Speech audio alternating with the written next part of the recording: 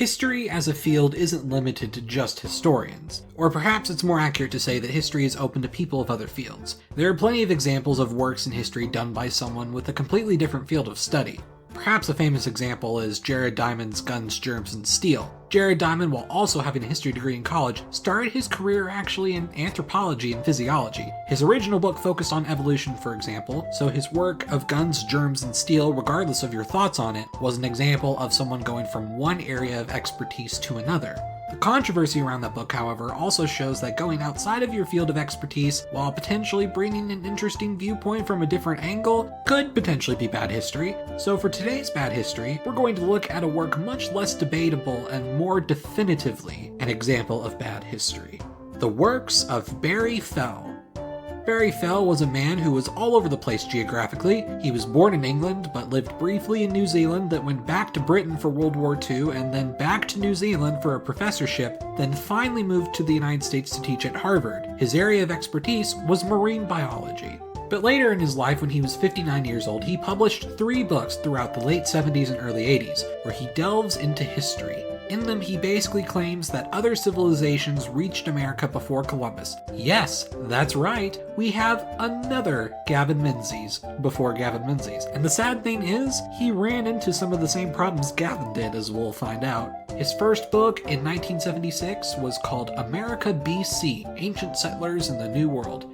First off, that sounds like the name of an awesome late 70s cartoon. Secondly, this book does indeed say BC. We're not just talking a few decades before Columbus like Gavin Menzies claimed with the Chinese, but we're talking millennia before Columbus, even before Leif Erikson and the Vikings. In fact, Barry alludes to the possibilities of the Phoenicians, Carthaginians, Egyptians, perhaps even the Norsemen before the Vikings, and many other potential ancient groups reaching the Americas. He bases this idea off of stone-carved inscriptions. Again, sound familiar? These stone carvings were supposedly made by the Micmac tribe of modern-day Eastern Canada.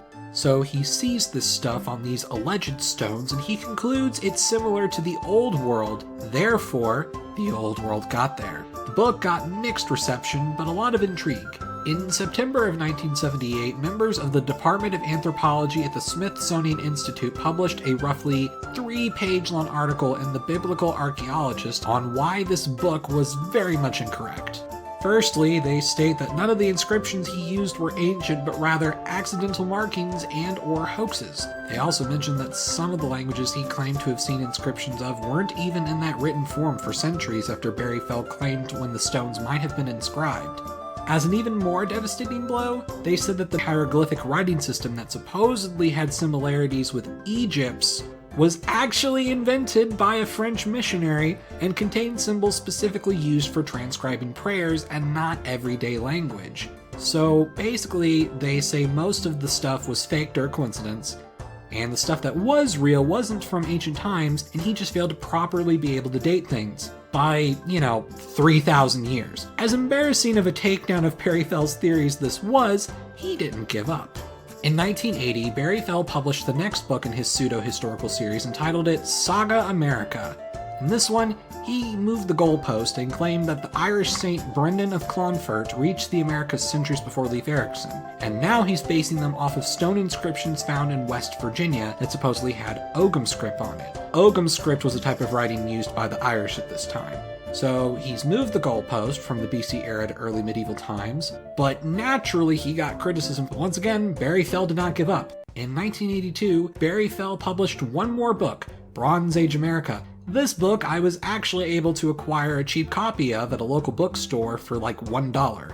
For his third book based on the introduction, he's going back to the BC era, saying that his purpose is to make known a remarkable discovery that demonstrates that a Scandinavian king made a voyage to America around 1700 BC. He also claims he left records and a trading colony. So many similarities to Menzies, it's kind of scary at this point. Or I guess Menzies would be similar to Barry. Whatever. Once again, he is also insisting that there was use of Ogham, even though that wouldn't be created until it's well past the BC era, but rather than trying to defend his previous 2 books by refuting the obvious criticisms, towards the beginning of chapter 2 he says, well, actually, people said my book was right, but this book shouldn't waste time on silly inscriptions anyway. Convenient. But this time, he's not just using stone inscriptions, no sir. Now he's looking for stone structures. So he claims that there are structures found in North America that match European structures called dolmens. Basically, a dolmen is a really ancient way to mark a burial that involves a set of stone legs and a stone slab on top, almost like a table. Now, unsurprisingly, this is kind of a really simple structure, but he does include photographs of European ones and the ones found in North America. But again, these are such simple designs, it's like saying the Mayan pyramids copied the step pyramids of Egypt. Just because they're a bit similar doesn't mean one automatically led to the other. But in theory, if dolmens only existed in Europe and North America from around the same dating, then maybe there'd be a small chance this isn't a coincidence. Oh wait, they exist all over the planet. Oops. Some more bad comparisons include saying that these rock sculptures share things in common. Which, I mean, they both have a human face, I guess. He also measures skulls to see if they're European. Yeah, he actually went there, which goes without saying is extremely out-of-date pseudoscience. Also later ends up going back to talk about scripts anyway, claiming the Algonquian writing system has Basque origins, which I will give credit is a very random choice, but still kind of baseless. He also tries to say, well guys, both this depiction of a deity with a spear from Europe and this depiction of a dude with a spear in North America both contain lines on them, which must mean they both used the same coded script in their pictures. Look man, sometimes a line is just a line. Like, Barry doesn't even have a bibliography in the back of the book, or at least the copy I got. But the funniest part is when he tries to make a theory that these Norsemen using a Celtic script with Basque features that visited America during the Middle Eastern Bronze Age in 1700 BC isn't that weird. After all, we don't know who the Sea Peoples were. Yes, he tries to hypothesize the Sea People were Norse and that these were the same people who visited America, according to him.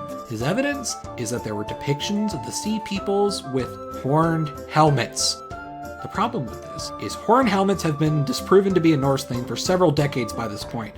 It started as a myth perpetrated in the 1870s, but seriously, even children know Norsemen don't have horned helmets. Well, in 1983, historian W. Lesser accused him of pseudoscience, and other historians were quick to point out Barry Fell was committing deliberate fraud in his research. So none of the rest of his works ever really got much buzz again, thank goodness.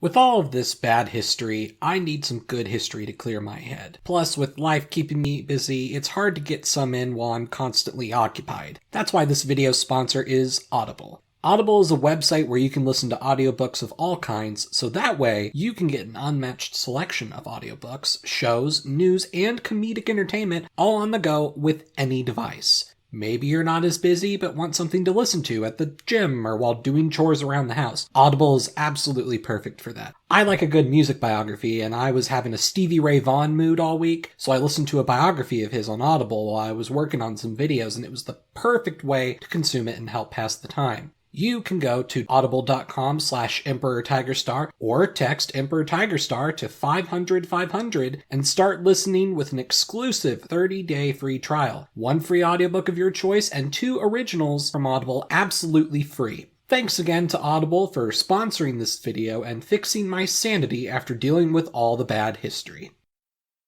That'll conclude this episode of Bad History. I'm Emperor Tigerstar, and I'll see you guys next time.